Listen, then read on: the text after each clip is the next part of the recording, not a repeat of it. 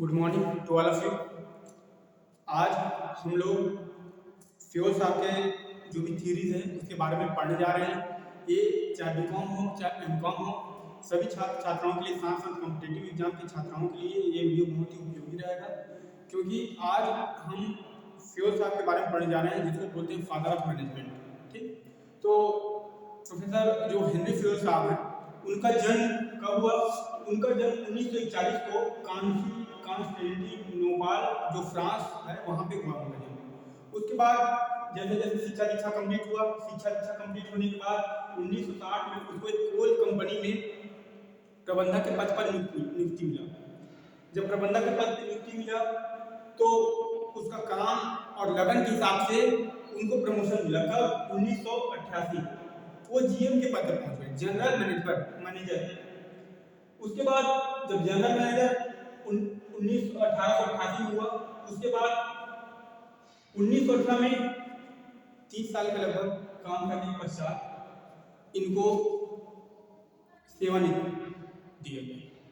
जब सेवानिवृत्ति दिया गया उस समय, जिस समय इसने काम संभाला था ये जनरल मैनेजर का, उस समय कंपनी के पास जो उसकी हालत थी बहुत काफ़ी गंभीर था, बहुत ही नीचे आ गया था। जब इन्होंने जनरल मैनेजर का जो पद संभाला तो उस समय इन्होंने अपने अनुभव के आधार पर, अपने कार्यशैली के आधार पर काम को कैसे सरल तरीके में किया जाए, इसके लिए इन्होंने सिद्धांत प्रतिपादित किया जिसको बोलते हैं प्रबंध के सिद्धांत। 14 सिद्धांत, प्रबंध के कितने सिद्धांत? 14 सिद्धांत। उसके बाद ये 1818 में तो रिटायर हो गए, लेकिन फिर भी 1925 तक इसको डायरेक्टर के पद पे रखा गया। दिसंबर 1925 की बात है, इनका उस समय देहांत हो गया और एक युग का अंत हो गया। फ्यूल साहब का जो काम है वो कैसा है? तो इन्होंने इनका जो लेखन है, लेखन मतलब काम करने का तरीका में स्टार्ट जब काम किए, the general and industrial administration, इससे इन्होंने शुरुआत किया। 1916 में फ्रेंच भाषा में छपा हुआ था। उसके बाद 1929 आते आते इसको अंग्रेजी भाषा में कन्वर्ट किया गया और पूरे देश विदेश में छाया। इन्होंने अलग अलग काम के लिए अलग अलग चीज़ों का बंटवारा किया, जैसे व्यवसायिक क्रिया, बिजनेस एक्टिविटी को कितने पार्ट में डिवाइड किया, तो बिजनेस एक्टिविटी को इन्होंने 6 पार्ट में डिवाइड किया जिससे वो काम आसानी से किया जा सके। जैसे पहला तकनीकी, टेक्निकल, क्या क्या चीज़ टेक्निकल है, तकनीक से संबंधित है, उसको अलग काम किया गया। तकनीक से संबंधित क्रियाओं को अलग किया गया। वाणिज्य मतलब क्रय और विक्रय, उससे संबंधित जो क्रिया था उसको अलग कर दिया गया। वित्तीय, फाइनेंशियल, कहाँ से पैसा आएगा और कहाँ पे पैसा खर्च करना है, तो फाइनेंशियल वाला जो बात है उसके लिए अलग से इन्होंने क्राइटेरिया बनाया। सुरक्षात्मक, सेफ्टी के लिए इन्होंने एक अलग किया। उसके बाद अकाउंट को अलग सेक्शन किया गया, क्योंकि सबको अगर मिक्स कर देंगे तो काम सही से हो नहीं पाएगा। इसके बाद प्रबंध को इन्होंने क्या किया? अलग किया। तो ये व्यावसायिक क्रियाओं का उन्होंने 6 पार्ट में डिवाइडेशन किया। इसके बाद आता है एलिमेंट। प्रबंध के जो एलिमेंट है, तत्व है, कौन कौन से तत्व है? तो इन्होंने 5 प्रकार के तत्व बताए। पहला नियोजन, किसी भी काम को करने के लिए नियोजन का होना आवश्यक है। जब तक नियोजन नहीं होगा तब तक वो कार्य हम सुचारू रूप से संपन्न नहीं करा पाएंगे। दूसरा संगठन, किसी भी कार्य को पूरा करने के लिए हमको आवश्यक सामग्री जुटाना पड़ता है, तो वो जो है संगठन के माध्यम से काम चलता है। समन्वय, संस्था जितना बड़ा होता जाता है समन्वय का महत्व उतना ज़्यादा बढ़ता जाता है, क्योंकि जब तक किसी चीज़ में अगर हम समन्वय स्थापित नहीं करेंगे तब तक वह कार्य रुका रह जाएगा। फॉर एग्जाम्पल, कॉलेज में अगर कॉलेज स्तर पर काम हो रहा है तो कॉलेज में प्रिंसिपल के बाद टीचर है, टीचर के बाद और भी नीचे कर्मचारी, इसमें तो कोऑर्डिनेशन बैठाएंगे। जब तक कोऑर्डिनेशन नहीं बैठाएंगे काम चलने वाला नहीं। एक कक्षा को 4 टीचर पढ़ा रहे हैं और चारों अगर एक ही समय पहुंच गए तो कक्षा का संचालन में व्यवधान उत्पन्न हो जाएगा। तो इसमें एक ऐसा सिस्टम बनाया जाए जिसमें एक के बाद अलग अलग कक्षाएं चलती रहे। तो ये होता है हमारा कोऑर्डिनेशन, समन्वय। इसके बाद आदेश, ऑर्डर की बात आ गया, आदेश की बात करते हैं कि किसको कौन आदेश देगा, है ना। इसके बाद नियंत्रण मतलब कंट्रोल। जब तक हम किसी चीज में नियंत्रण नहीं रखेंगे तब तक हमें रिजल्ट सही समय पे नहीं मिलने वाला है, तो उसके लिए हमको कंट्रोल करना भी जरूरी है। तो ये हमारा एलिमेंट है इसका, मैनेजमेंट का। इसके बाद फ्यूल साहब ने कुछ योग्यता बनाई, एबिलिटी बताया। कौन कौन से एबिलिटी? 5 प्रकार की एबिलिटी उन्होंने बताया। पहला है शारीरिक, 6 प्रकार के मैंने बताया। शारीरिक, अगर हम शारीरिक रूप से स्वस्थ रहेंगे तो कोई भी काम करने में, सीखने में हमको कोई दिक्कत नहीं होगा। दूसरा मानसिक, हमें प्रबंधकीय काम करना है तो हमको मानसिक रूप से क्या होना पड़ेगा, स्ट्रांग होना पड़ेगा। इसके बाद है समाचार संबंधी। समाचार संबंधी मतलब आजकल क्या होता है, डे टू डे लाइफ में समाचार पत्रों में बहुत सारे आपका आर्टिकल छपता रहता है। उसको पढ़ करके उस समस्याओं का समाधान करने की हमारे अंदर एबिलिटी होनी चाहिए। उसका कैसे जवाब दिया जाए इसके बारे में हमको एबिलिटी होना चाहिए। सामान्य ज्ञान, जनरल नॉलेज क्या चल रहा है उसके बारे में हमको जानकारी होना जरूरी है। जब तक उसके बारे में जानकारी नहीं, क्या चल रहा है हमको पता ही नहीं है तो ये चीज़ नहीं होनी चाहिए। तो सामान्य ज्ञान की जानकारी होगा तभी हमारी योग्यता में वो शामिल होगा। उसके बाद एक होता है विशिष्ट ज्ञान। विशिष्ट ज्ञान मतलब जिस क्षेत्र में जा रहे हैं, जिस फील्ड में जा रहे हैं उसके बारे में हमको पूरी जानकारी है। आज हम आपको मैनेजमेंट पढ़ा रहे हैं तो मैनेजमेंट के बारे में जब तक हम जानकारी नहीं हम रखेंगे तब तक आपको मैनेजमेंट नहीं पढ़ा सकते। तो ये विशिष्ट ज्ञान की बात है। इसके बाद अनुभव, जितना ज़्यादा लोगों का अनुभव बढ़ता जाता है उतना ज़्यादा सीखने का जो अवसर बढ़ता जाता है, उतने ही अच्छे से हम सीख पाते हैं। शुरू में जब कक्षा 1 में पढ़ते हैं तो हमारा अनुभव 0 रहता है तो उस समय कम सीखते हैं। जैसे जैसे जैसे हम हमारा लेवल बढ़ता जाता है वैसे वैसे सीखते ज़्यादा सीखते जाते हैं। फिर वो अनुभव आधारित हो जाता है, वो एक योग्यता बन जाता है। ठीक है कि हमको एक योग्यता है। तो ये आपका तत्व हो गया, एक आपका योग्यता होगा। अब चलते हैं प्रबंध के जो 14 सिद्धांत, प्रबंध के कितने हैं 14 सिद्धांत है उसके बारे में। तो सबसे पहला जब प्रोफेसर हेनरी फ्रोस्ट साहब, प्रोफेसर नहीं कहा जाता क्योंकि ये प्रबंधक है, तो हेनरी फ्रोस्ट साहब ने जब 14 सिद्धांत बनाए तो उसमें पहला काम क्या किया, तो काम किया कार्य का विभाजन, डिवीजन ऑफ वर्क। काम को अगर एक बड़ा सा काम है तो सभी लोग मिलकर कर रहे हैं वो नहीं पा रहा, लेकिन उसी काम को छोटे छोटे थोड़े बांट दे और सबको काम दे दे तो काम आसानी से हो जाएगा। तो सबसे पहले कार्य का विभाजन का बात करें, डिवीजन ऑफ वर्क। उसके बाद जब कार्य का विभाजन करेंगे तो एक लोग को उत्तरदायित्व देंगे और उसको काम करने के लिए उसको अधिकार देंगे। तो दूसरा हुआ अधिकार और उत्तरदायित्व का निर्धारण, अथॉरिटी एंड रिस्पांसिबिलिटी। उसके बाद अनुशासन, डिसिप्लिन होना बहुत जरूरी है। जब तक डिसिप्लिन नहीं रहेगा तब तक कोई भी संस्था सही ढंग से काम नहीं कर पाएगा। ठीक है। इसके बाद आदेश की एकता। यहाँ पे उन्होंने बताया कि एक व्यक्ति को आदेश देने के लिए केवल एक ही लोग से आदेश ले, 10 लोग से आदेश लेगा तो कंफ्यूज हो जाएगा। जैसे एक चपरासी है, उनको प्रिंसिपल साहब ऑर्डर करते हैं कि भाई ये काम करो। जैसे गेट से बाहर निकले एक प्राध्यापक मिल गए, वो बोलते मेरा काम कर दो, हाँ साहब। फिर थोड़ा सा आगे बढ़े फिर दूसरा प्राध्यापक मिल गया, मेरा काम कर दो, ठीक है साहब। अब वो कंफ्यूज हो गया कि काम पहले किसका करें। अगर प्रिंसिपल सर का काम नहीं करेंगे प्रिंसिपल सर नाराज हो जाएंगे, प्राध्यापक का काम नहीं करेंगे प्राध्यापक नाराज हो जाएंगे। तो इसमें बहुत सारी तकनीकी दिक्कतें आ सकता है। तो इससे क्या हुआ, एक लोग को ऑर्डर केवल एक ही लोग दे, इससे काम क्या होगा आसानी से हो पाएगा।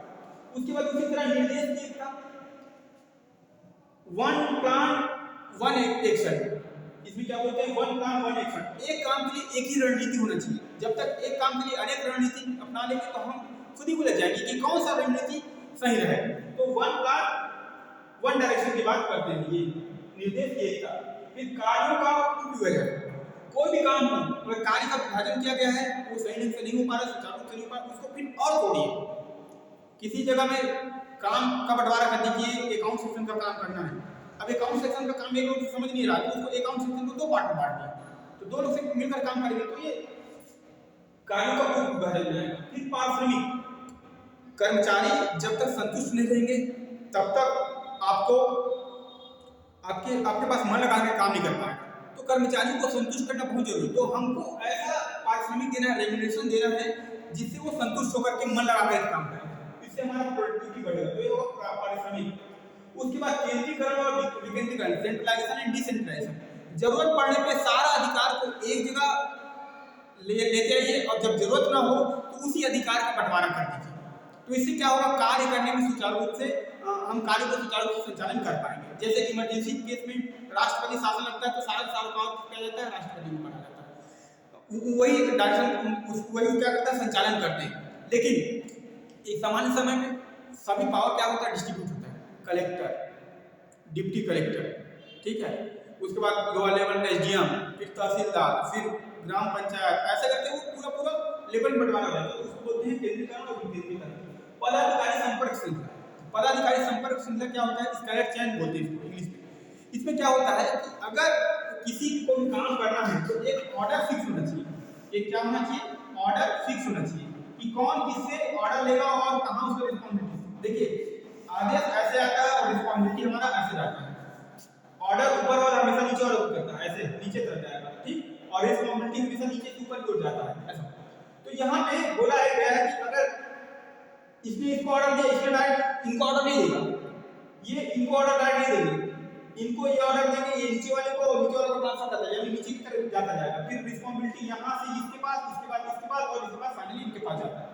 इसको बोलते हैं पदाधिकारी संपर्क श्रृंखला। अगर आप जियो का फोन इस्तेमाल कर रहे हैं और जियो के नेटवर्क में कोई प्रॉब्लम आता है तो आप सीधे अंबानी को फोन नहीं मारते, हेलो अंबानी साहब आपका जो है नेटवर्क नहीं आ रहा है, जल्दी ठीक कराएं, नहीं कर सकते भाई। हम किसको फोन करेंगे, कस्टमर केयर, जो कि निचले लेवल का अधिकारी है। जब उनसे वो मामला सुलझता नहीं तो बोलते सर हम अपने ऊपर वाले अधिकारी को ट्रांसफर कर रहे हैं, तो फिर ऊपर ट्रांसफर करता है। जब उनसे नहीं होता है तो बोलते ठीक है साहब ये थोड़ा सा टेक्निकल लैंग्वेज प्रॉब्लम हो गया है, इसको हम अपने ऊपर अधिकारी से चर्चा करके आपको विदिन 2 डेज 3 डेज 72 आवर में इसको रिजॉल्व कर देंगे। तो ये होता है। तो काम कौन हो रहा है, हम डायरेक्ट यहाँ संपर्क नहीं करेंगे, कहाँ कर रहे हैं, यहाँ कर रहे हैं, ये इनसे करेगा, ये इनसे करेगा, इनसे। अच्छा अचानक इसमें बीच में गैंग प्लान आता है। गैंग प्लान मतलब क्या होता है, हमारे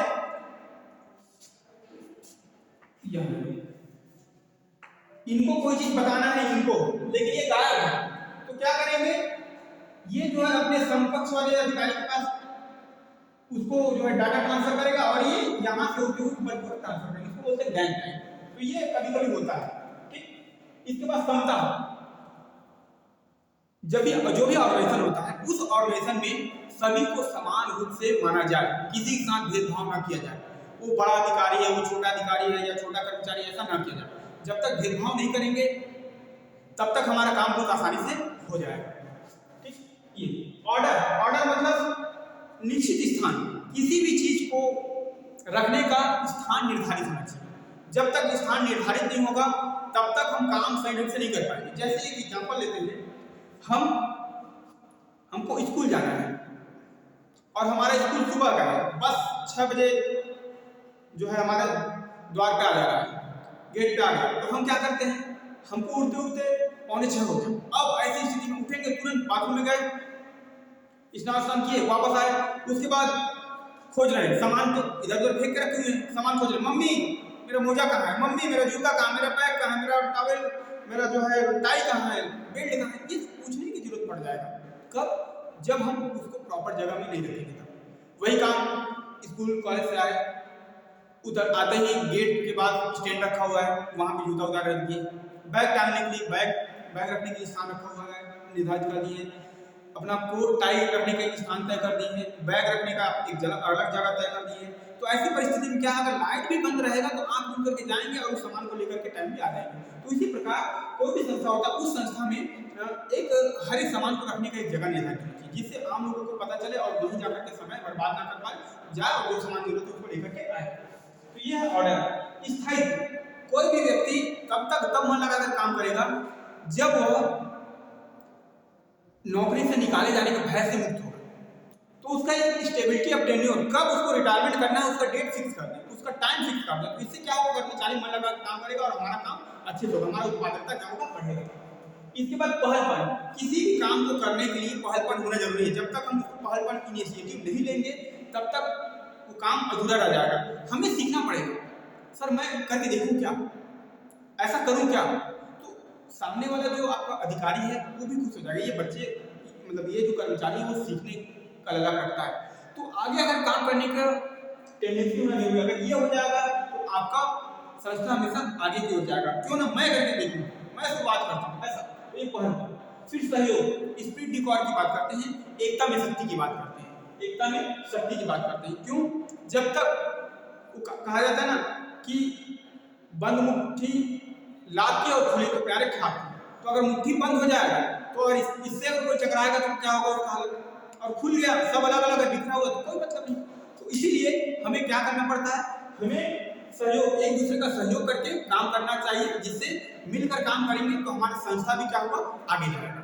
ठीक है, तो ये आपका प्रबंधन का 14 सिद्धांत है। इतने चीज को आप अच्छे से समझ लेंगे तो आने वाले आप एग्जाम में अच्छे से कोई काम कर पाएंगे।